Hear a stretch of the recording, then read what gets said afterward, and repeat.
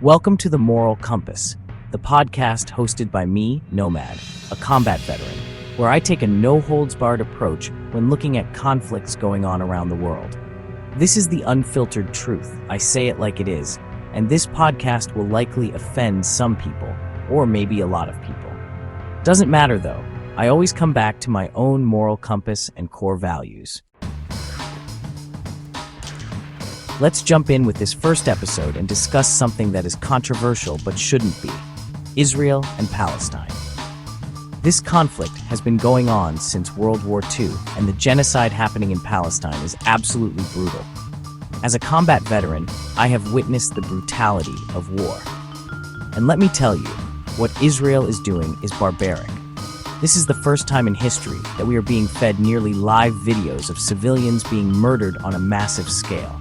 And the perpetrators of this genocide in the Israeli government need to be held accountable.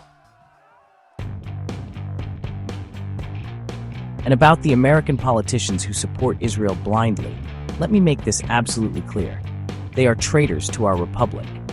They take money from Israel and AIPAC and support them blindly without any critical thought. American politicians send money to Israel while our veterans are homeless and starving.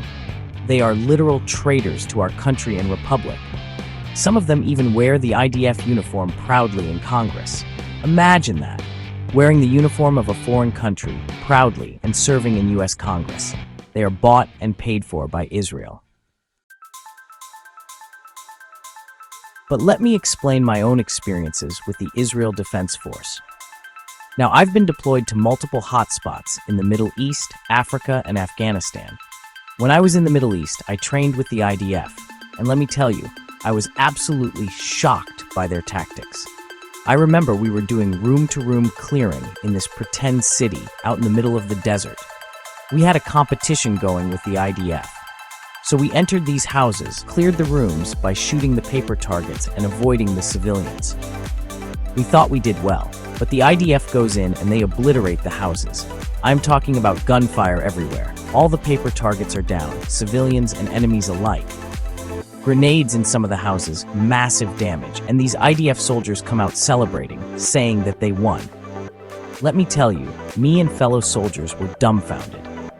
We literally couldn't understand why they would think they won by killing every single person, including women and children. And this was years ago before this recent genocide. This brutality is engraved in their ethos. But let's face it, Israel and the IDF doesn't care about US casualties. The USS Liberty, a US Navy technical research ship, was attacked by Israeli aircraft and torpedo boats in international waters off the coast of the Sinai Peninsula. The attack resulted in the deaths of 34 American crew members and injuries to over 170 others. Israel maintained that the attack was a case of mistaken identity, claiming they believed the ship was an Egyptian vessel. But we are not dumb.